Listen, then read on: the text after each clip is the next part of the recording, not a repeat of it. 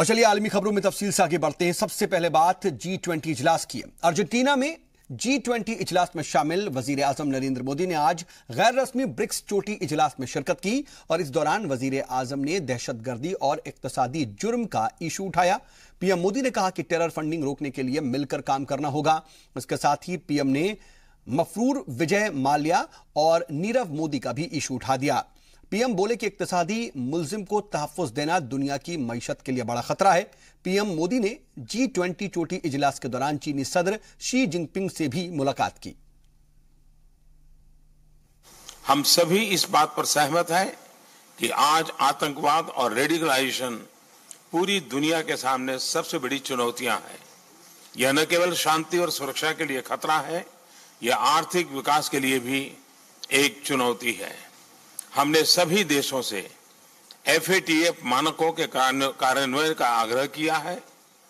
आतंकवादियों के नेटवर्क, उनकी फाइनेंसिंग और उनकी आवाजाही को रोकने के लिए संयुक्त राष्ट्र के काउंटर टेररिज्म फ्रेमवर्क को मजबूत करने हेतु ब्रिक्स और G20 देशों को साथ मिलकर काम करना होगा।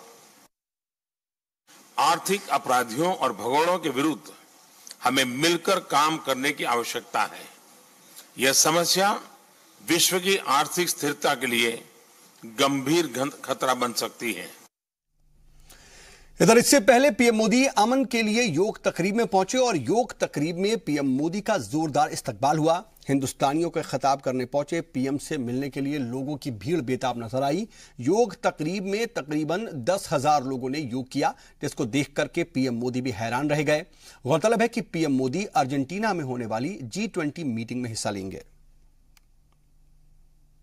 अर्जेंटीना के इस रुपाले संध्या काल में आपकी योग साधना ने मुझे तरोताजा कर दिया और उत्साह से भर दिया। इधर अमेरिकी सदर डोनाल्ड ट्रंप ने कहा कि G20 में उनकी अपने रूसी हममनसब से मुलाकात का इम्कान है। सदर ट्रंप ने यह कहा कि पुतिन से मुलाकात का अच्छा वक्त है। सदर ट्रंप ने पुतिन से मुलाकात को अपने कौमी सलामती के मुशीरों पर छोड़ दिया है। अर्जेंटीना रवाना होते वक्त ट्रंप ने कहा कि इस सिलसिले में रिपोर्ट उन्हें दौरान परवाज मिल जाएगी। अमेरिकी सदर डोनाल्ड ट्रंप के रूसी हममनसब व्लादिमीर पुतिन के साथ मुलाकात कल यानी कि 1 दिसंबर को ब्यूनस एयर्स में मुमकिन है और न्यूज एजेंसी रॉयटर ने मॉस्को हुकूमत के दस्तावेजात के हवाले से यह खबर दी है, लेकिन अभी तक यह वाज़ेह नहीं है कि क्या यह मुलाकात मामूल के मुताबिक होगी। एक रोज कबल क्रेमलिन के एक मुआजिन ने यह कहा था कि दोनों रहनुमाओं की मुलाकात में आलमी उमूर के जेर बहस लाया जाएगा, जबकि अमेरिकी सदर डोनाल्ड ट्रंप हालिया यूक्रेनी रूसी तनाज़े से तनाजुर में पुतिन से मुलाकात मनसूख करने की बात कह चुके हैं। ट्रंप ने पुतिन से मुलाकात को अपने कौमी सलामती के मुशीरों पर छोड़ने की बात भी कही।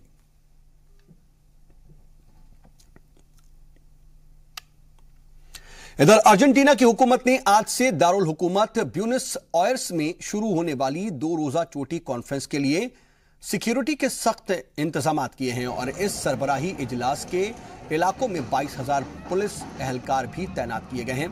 पुलिस एहलकारों को G20 समिट के दौरान मुमकिना मुजाहिरों को शुरका को मुंतशिर करने के लिए 15 मिलियन रबड़ की गोलियां और 2 मिलियन असली गोलियां भी फराहम की गई हैं। इस दौरान अमेरिका ने अपने 400 फौजी और जासूसी तैयारा अवाकस को यूरुग्वे में किसी भी हंगामी सूरत हाल के लिए तैनात किया है। आपको बता दें कि दिसंबर में आमतौर पर अर्जेंटीना में मुआशी बदहाली से मुतालिक एहतजाजी मुजाहिरे होते हैं। कभी कभी मुआशी मामलों पर एहतजाजी मुजाहिरे तशद्दुद की सूरत अख्तियार कर लेते हैं। इसी के पेश नज़र अर्जेंटीना की हुकूमत ने G20 के लिए सख्त हिफाजती इंतजाम किए हैं। ब्यूनस आयर्स और इसके आसपास ट्रांसपोर्ट निज़ाम को भी पूरी तरह से बंद कर दिया गया है। तमाम अहम शाहराहों पर भी सिक्योरिटी सख्त कर दी गई है। चप्पे चप्पे पर लोगों की चेकिंग भी की जा रही है। किसी भी नाखुशगवार हालात से निपटने के लिए पूरे शहर में बड़ी तादाद में सिक्योरिटी एहलकारों को तैनात किया गया है।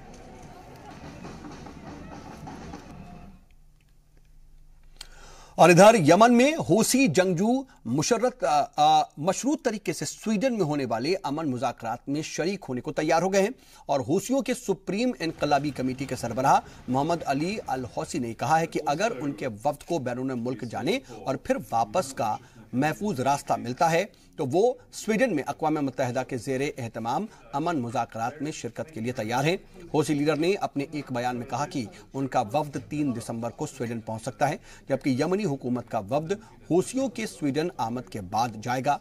आपको बता दें कि स्वीडन में आइंदा हफ्ते अक़वाम मुत्तहिदा के ज़ेरे एहतमाम अमन मुज़ाकरात शुरू होगी। इसमें यमन में जारी जंग के खात्मे और अमन के क़याम के हवाले से तबादला ख्याल किया जाएगा।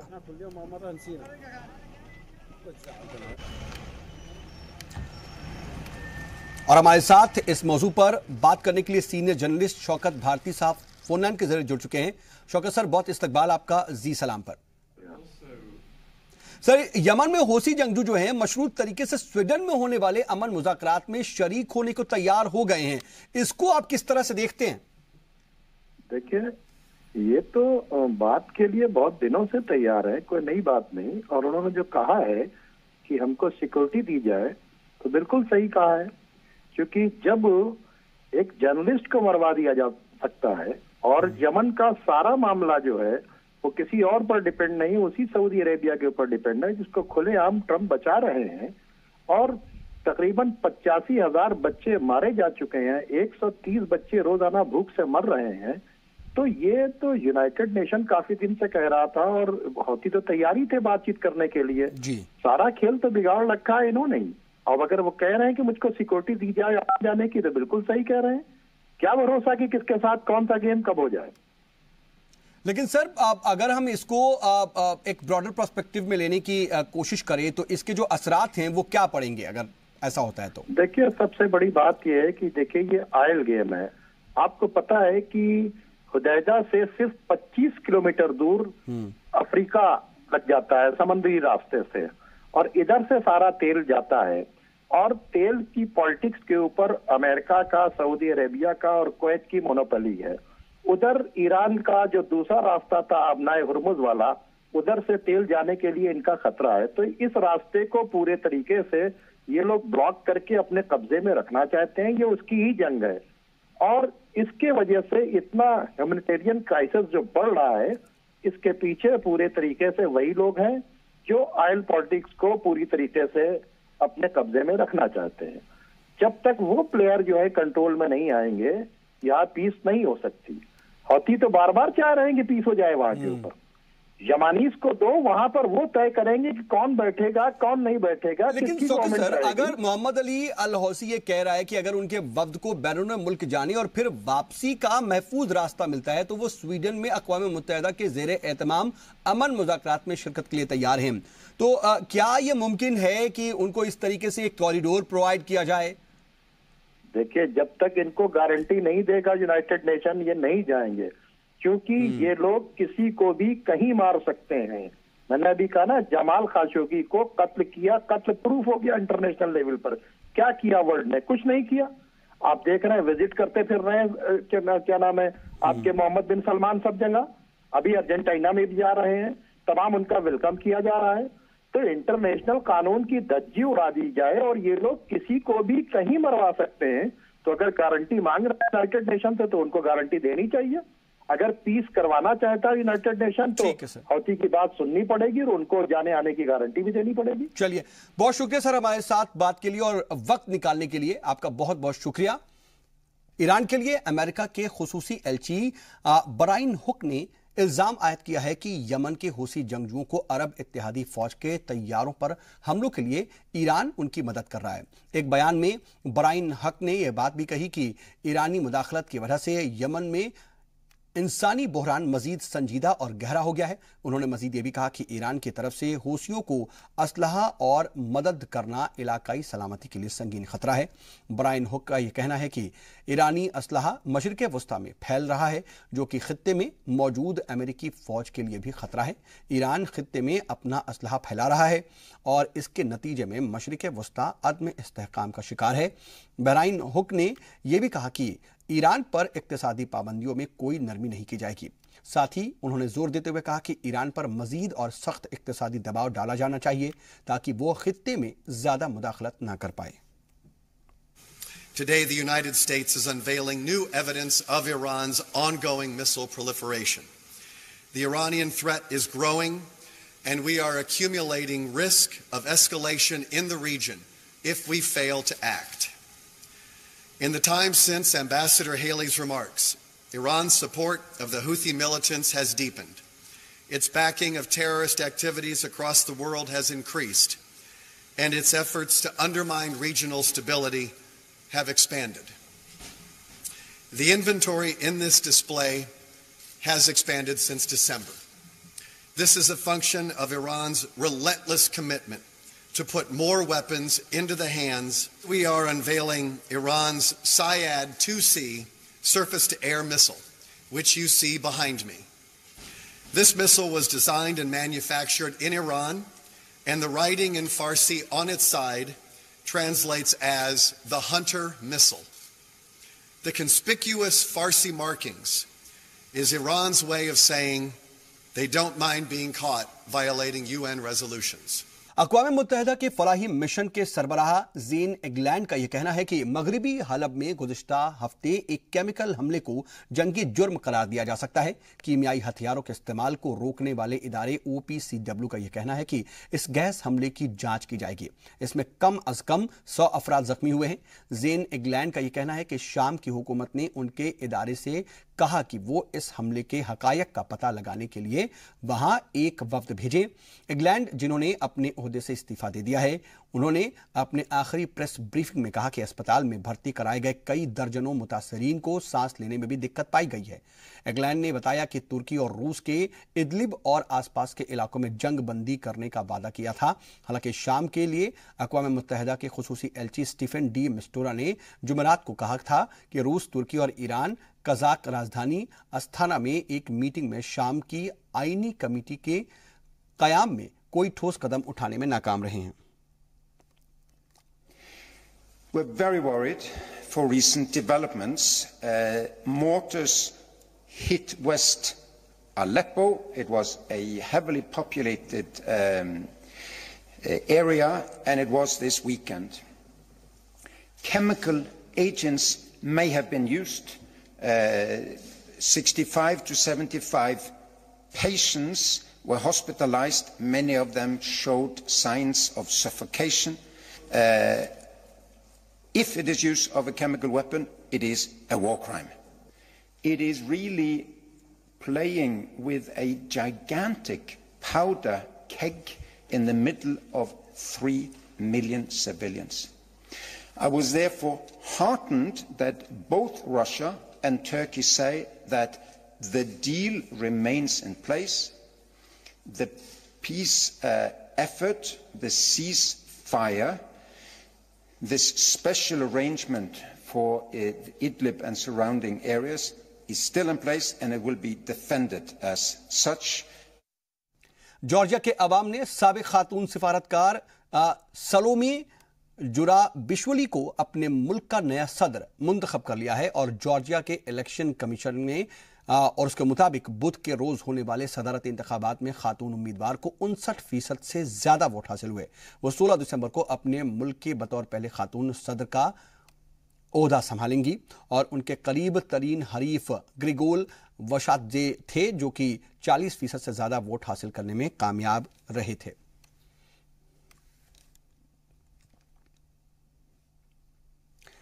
इधर साल 2014 में गायब हुए मलेशियाई मुसाफिर बरदार तैयारे MH370 का कोई सुराग बाज़ाब्ता तौर पर मिल नहीं पाया है, लेकिन इस तैयारे में सवार मुसाफिरों में से कुछ के रिश्तेदारों ने एक तैयारे के 5 हिस्से मीडिया और मलेशियाई सरकार को दिखाए।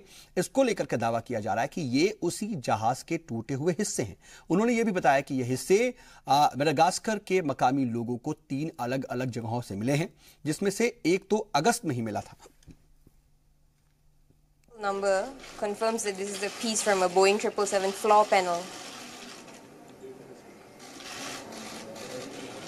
So sometimes they look small and insignificant, but just at the it's so tiny you can barely see it, but it has a part number and it tells a story. I think the fact that debris is still washing up now, it means that this investigation is still live. It shouldn't be closed because, there's still evidence washing up. So why should we turn a blind eye to evidence that is washing up on the shores of Africa? And there are parties, private companies that are capable who are willing to continue searching on a no cure, no fee basis. I think we should be more open to allowing them to do the search. Hindustan और चीन की फौज के बीच 10 दिसंबर से मुश्तरका फौजी मशक होने वाली है। 14 दिन की ये एक्सरसाइज जनूबी चीन के चेंगडू शहर में होगी, जहां पर दोनों ममालिक से 100 जवान दहशतगर्दी के खिलाफ ज्वाइंट ड्रिल में शामिल होंगे। और 2017 में डोकलाम तनाजे के बाद दोनों ममालिक की फौजियों के बीच ये पहली मुश्तरका फौजी मशक होगी, जो कि 23 दिसंबर तक चलनी है। हैंड इन हैंड नाम की इस फौजी मशक में दोनों ममालिक के फौजों के बीच ज्वाइंट ट्रेनिंग पर जोर रहेगा। खास बात यह भी है कि हिंदुस्तान और चीन की ये मुश्तरका फौजी मशक उस वक्त रखी गई जब पाकिस्तान और चीन के फिजाइया फौज की ज्वाइंट एक्सरसाइज हो रही है। दोनों मुल्कों के बीच 30 नवंबर से 23 दिसंबर तक पाकिस्तान के बोलरी एयरबेस पर मुश्तरका फौजी मशक होगी। इधर तुर्की के साहिली शहर बोड्रम में शदीद बारिश की वजह से सैलाब जैसे हालात पैदा हो गए हैं। मकामी टीवी चैनल के जरिए जारी वीडियो से मालूम होता है कि बारिश इतनी शदीद हुई कि शहर की सड़कें ऊंची सतह तक पानी से भर गई। मकान और दुकानों में पानी भर गया और रोड पर खड़ी गाड़ियां भी पानी में बह गईं। और वीडियो में आप ये साफ देख सकते हैं वीडियो में कि पानी के तेज बहाव में बहुत बड़ी कारें भी कश्ती की तरह तैर रही हैं। इतनी शदीद बारिश से आम जिंदगी पूरी तरह से मुतासिर हुई है।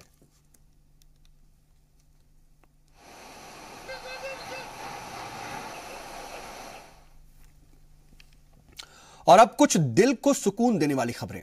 दिसंबर का महीना शुरू हो गया है और क्रिसमस का जोश भी कई शहरों में दिखाई देने लगा है। आपको दिखाते हैं क्रिसमस की तैयारियों का जश्न जो इंग्लैंड के विंडसर कैसल में मनाया गया है। इसमें महल देखने आने वालों का इस्तकबाल 2 शानदार क्रिसमस ट्री करते हैं और इसके अलावा भी कई ऐसे सामान यहां पर रखे गए हैं जिन्हें देखकर आपकी आंखें चमक से भर जाएंगी। देखिए आप ये शानदार तस्वीर।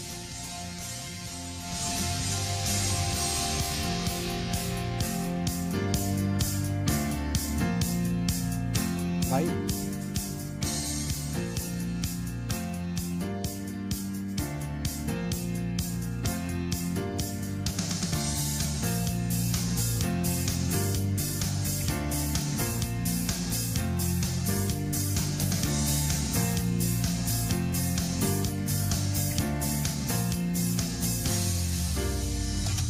इंग्लैंड की ये तस्वीरें हैं जहां पर आप देख सकते हैं कि क्रिसमस की जो तैयारियां हैं वो शुरू हो चुकी हैं और क्रिसमस के रंग में ये पूरा माहौल नजर आ रहा है।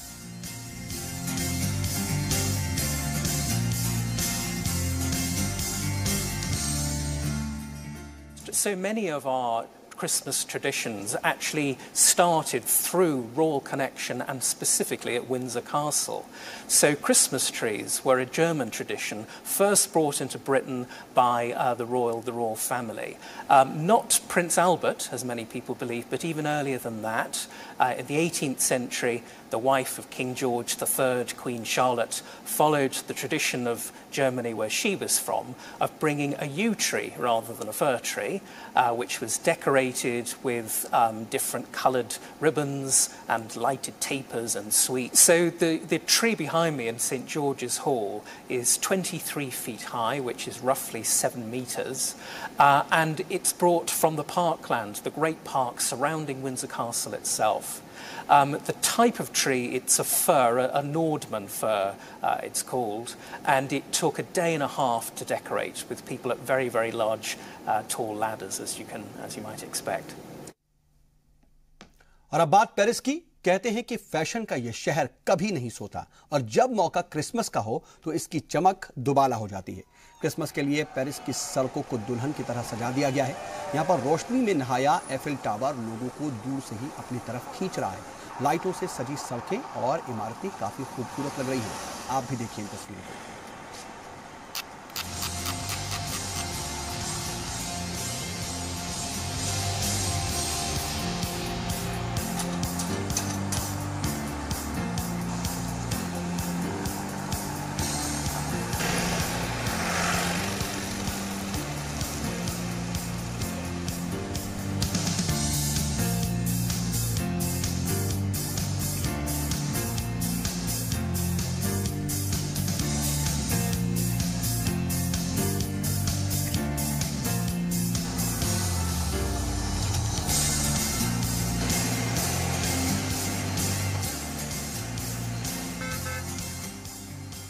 it's so beautiful. I think it's make Christmas mood more become more, and it's great. It's really beautiful, and it makes the streets more warm. It's fine. I think the lights in Paris are unlike any other. You know, it's definitely a special place to be for Christmas. Christmas illumination is very nice everywhere. And of course, we have heard about that famous illumination near to the Galleria Lafayette. It's very nice. It makes some special Christmas feeling. I like it very much.